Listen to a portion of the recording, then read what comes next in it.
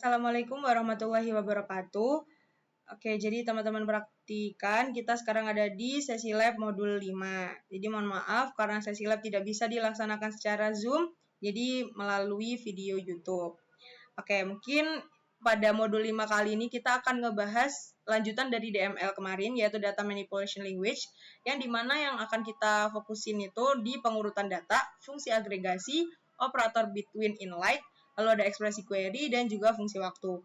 Mungkin sambil aku jelasin, sekalian aku coba jalanin gitu ya. Contohnya, nah di sini tuh aku punya database namanya Korean Food.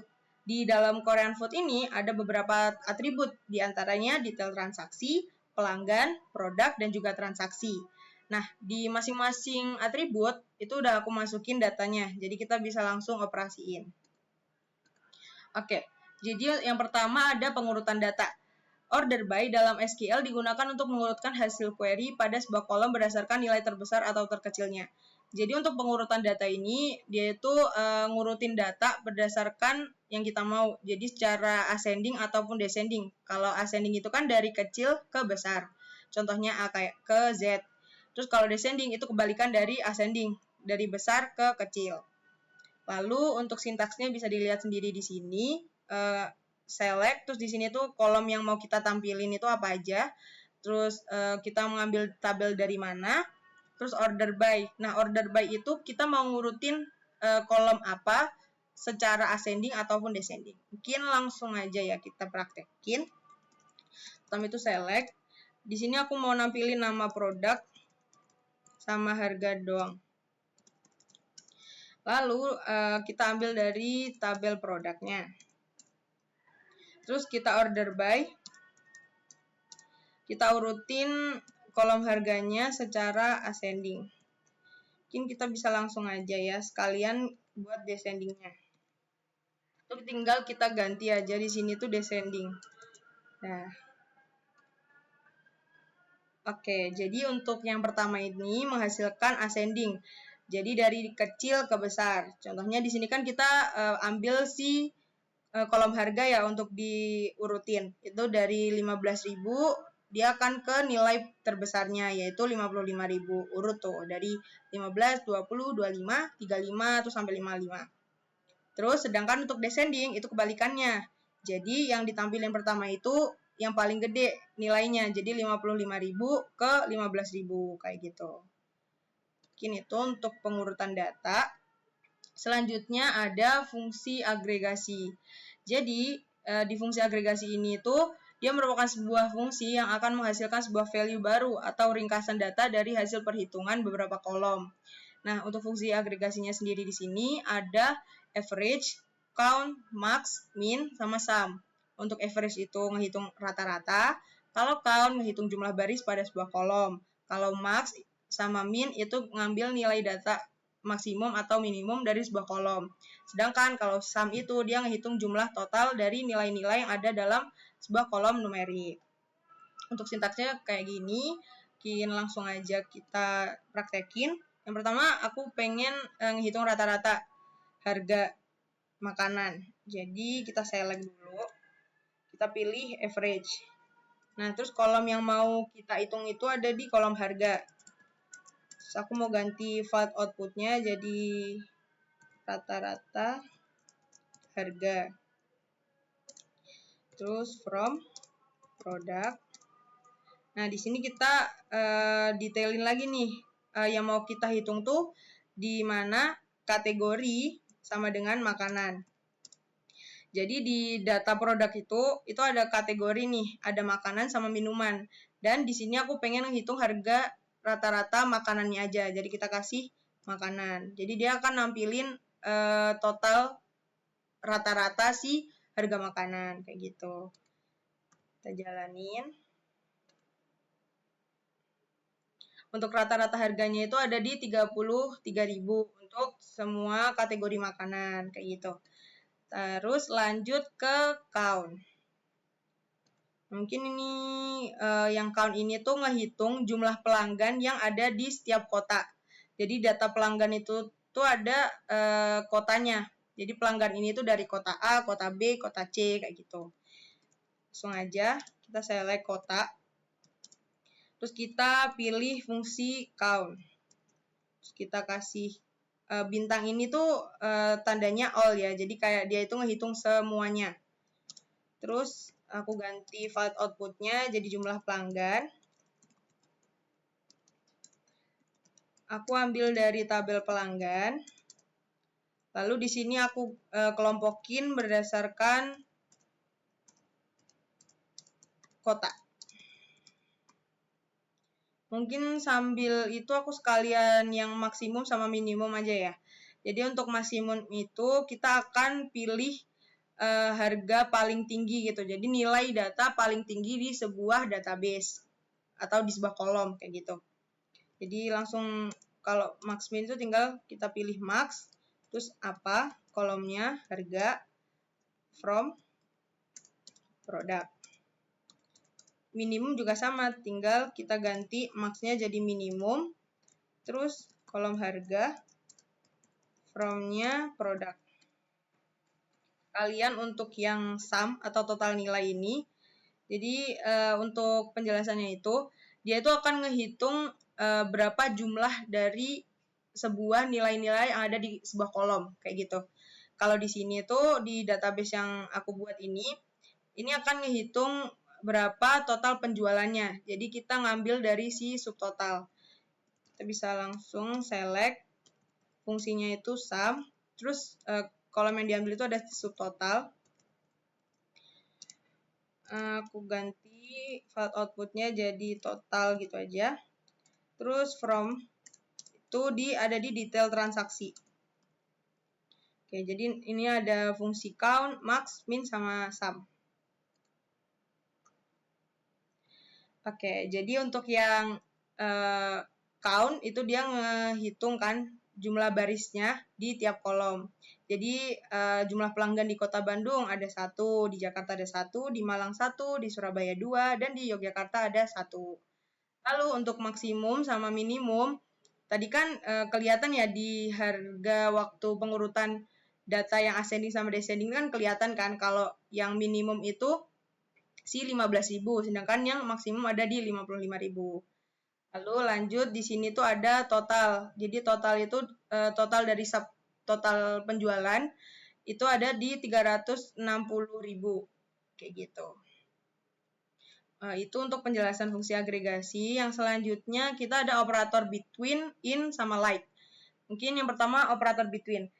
Untuk operator between sendiri, dia itu operator SQL yang digunakan untuk menguji apakah suatu nilai berada dalam rentang nilai tertentu. Itu bisa berupa teks, tanggal, ataupun angka. Untuk sintaksnya bisa dilihat di sini. Jadi untuk contoh penggunaannya langsung aja ya. Kita select. Di sini aku mau nampilin seluruh kolom. Jadi aku select all atau tanda bintang itu ya. Terus from product. Nah, ini selanjutnya kita kasih kondisi di mana kolom harga itu kita operatorin between. Jadi kita nyari data yang harganya itu rentang antara 20.000 sampai aku bikin berapa ya? 50 gitu ya. 50.000. Nah, jadi dia tuh akan nampilin data-data yang harga produknya itu ada di 20.000 sampai 50.000. Nah, di sini kenapa ada kotak khusus? Karena tadi kan kita kasih kondisi di mana harganya ya. Jadi di sini dia itu akan nampilin harga yang 35.000, 45.000 kayak gitu. Jadi di rentang 20.000 sampai 50.000. Itu untuk operator between. Lalu lanjut untuk operator in. Jadi operator in ini digunakan untuk memeriksa apakah suatu nilai terdapat di dalam daftar nilai yang telah ditentukan. Untuk sintaksnya kayak gini. Mungkin langsung aja untuk contohnya itu kita select all from tabel pelanggan. Jadi kayak kita cari gitu ya, di data tuh ada nggak nilai ini gitu. Nah, kita spesifikin where, kasih kondisi, kota. Nah, operatornya jangan lupa in. Di Di sini aku mau cari kota Surabaya aja ya, Surabaya aja. Jadi langsung gini. Nah, jadi dia nanti akan nampilin nih data yang kotanya tuh di Surabaya aja. Nah, untuk data pelanggan yang kotanya di Surabaya itu ada 2, cuman Ayu sama Farida aja, kayak gitu. Itu untuk operator in. Terus kalau operator like, itu merupakan salah satu operator yang dimanfaatkan untuk mencari sebuah data di dalam tabel, seperti fungsi search yang berjalan dengan mencari kolom dengan pola yang spesifik. Dalam operator like ini biasanya menggunakan 2 simbol, ada persen sama underscore. Untuk sintaksnya sendiri kayak gini ya. Mungkin langsung aja, untuk simbol persen itu digunain untuk pencarian data yang artinya bisa mewakili tidak ada karakter, satu karakter, atau banyak karakter dalam sebuah string. Jadi dia itu ngewakilin bahwa di sebelum sama sesudah ini tuh nggak ada gitu. Kayak dia bakal nyari yang Mion doang. Tuh mungkin langsung aja ya. Select all from product, di mana kita pakai where nama produk. Jadi kita tuh cari nama produk yang ada Mionnya. Jadi kita kayak search bar gitu. Kita cari berdasarkan kata dasarnya Mion.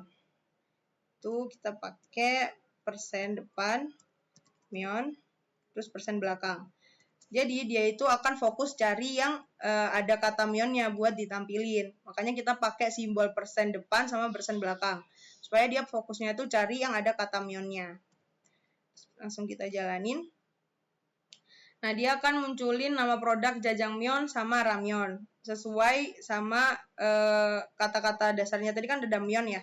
Sama kayak Jajangmyeon sama Ramyeon. Kayak gitu. Itu buat like. Yang simbol persen. Lalu untuk simbol yang underscore. Jadi underscore itu singkatnya dia tuh mewakilin satu huruf gitu. Satu karakter di sebuah data. Jadi misal kita nih mau mungkin aku langsung aja ya. Select all from. Ini aku mau ganti jadi pelanggan. Misal kita cari kota. Kita cari kota, itu kita bisa pakai persen. Jadi satu underscore itu mewakilin satu karakter. Jadi misal kita mau cari Surabaya. Jadi kan kita bisa pakai underscore-nya itu 4 kali untuk suranya. Terus kita kasih baya. Jadi dia akan ngebaca itu pokok di sebelum baya itu ada 4 karakter. Nah, jadi nanti yang ditampilin itu ya data dengan kotanya itu baya, lalu di depannya itu ada 4 karakter lagi gitu. Jadi satu underscore mewakilin satu karakter gitu. Nah, jadi di sini ketampil kalau ada kota Surabaya, ada 2 kayak tadi. Itu penggunaan like kurang lebih kayak gitu.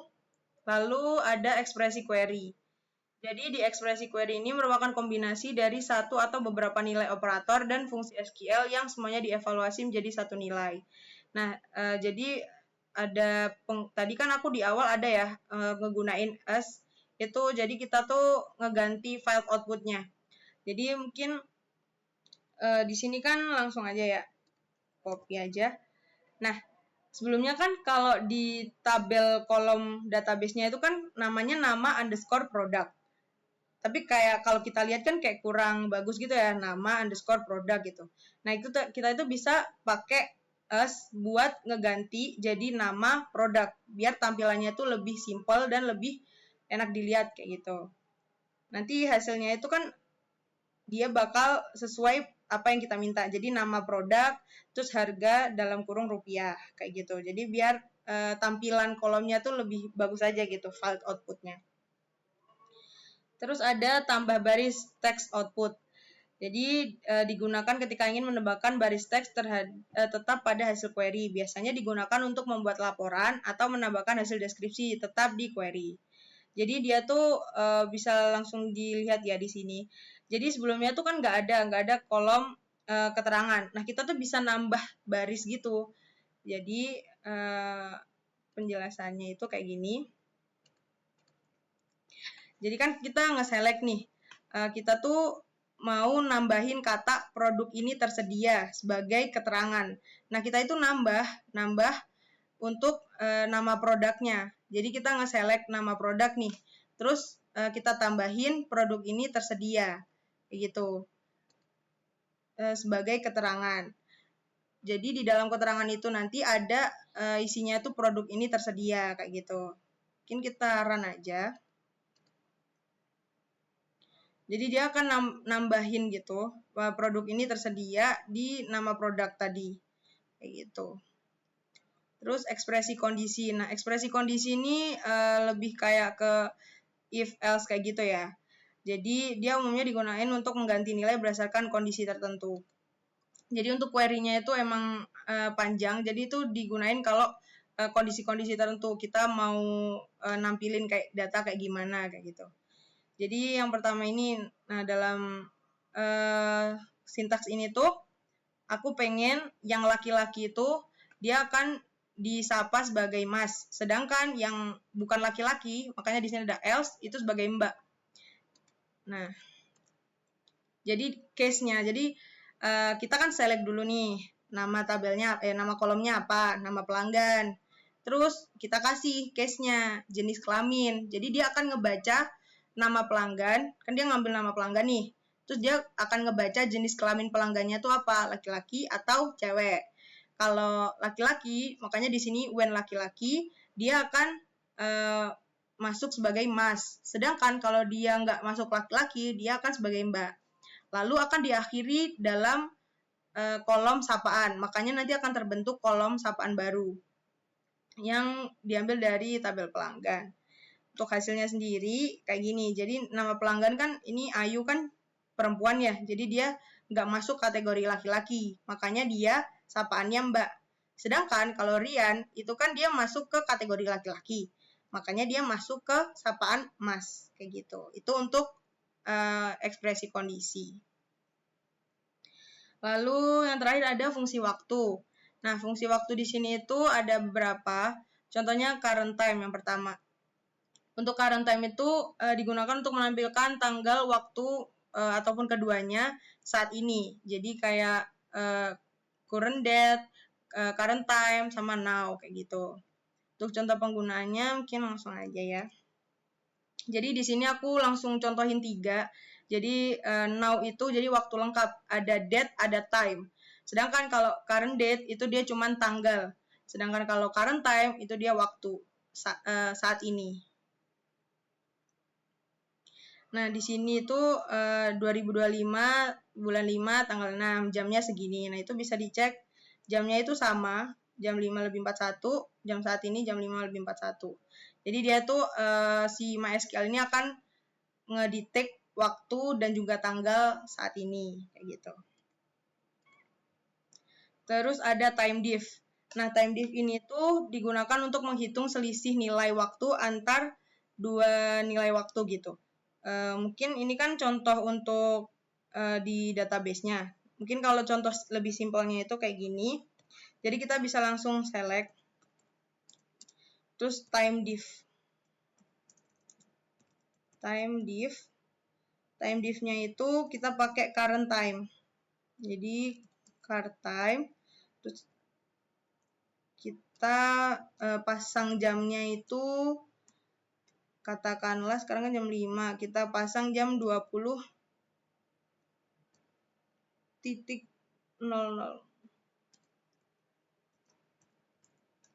Saya salah. 20:00. Kayak gini. Terus coba kita jalanin.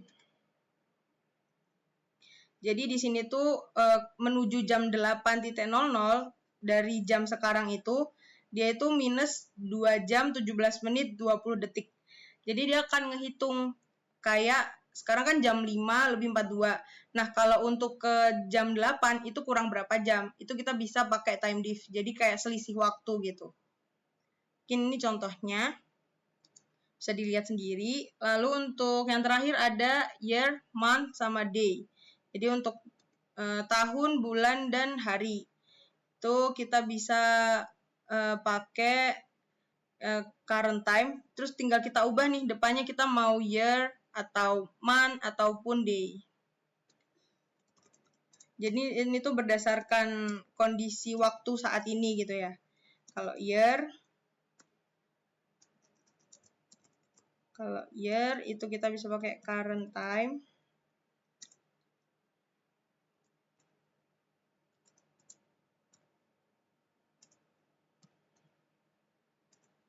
Gini. Nah, jadi kalau tahunnya itu dia akan langsung 2025. Terus nanti kalau misal kita pilih bulan, dia juga akan nampilin bulan saat ini, bulan 5 kah atau bulan 6. Terus kalau day itu juga akan nampilin tanggal hari ini, kayak gitu. Oke, mungkin untuk penjelasan dari SESLab modul 5 cukup sampai di sini. Oh ya, untuk setelah ini nanti akan ada tampilan untuk link presensinya. Jadi dimohon untuk teman-teman praktikan mengisi link presensi karena nilai dari kehadiran kalian itu diambil dari presensi itu. Dan juga mungkin aku mau nitip pesan untuk praktikum selanjutnya itu dimohon diperhatikan lagi untuk praktikan-praktikan. Jadi untuk informasi-informasi yang ada di Discord itu diperhatikan lagi. Semisal ada temannya yang nggak tahu juga bisa dikasih tahu, saling kasih tahu aja kalau ada info di Discord. Jadi supaya nggak ada miskomunikasi lagi ataupun kendala-kendala di pengerjaan praktikumnya. Mungkin kayak gitu. Mungkin sekian dari aku. Terima kasih. Semangat terus praktikumnya. Wassalamualaikum warahmatullahi wabarakatuh.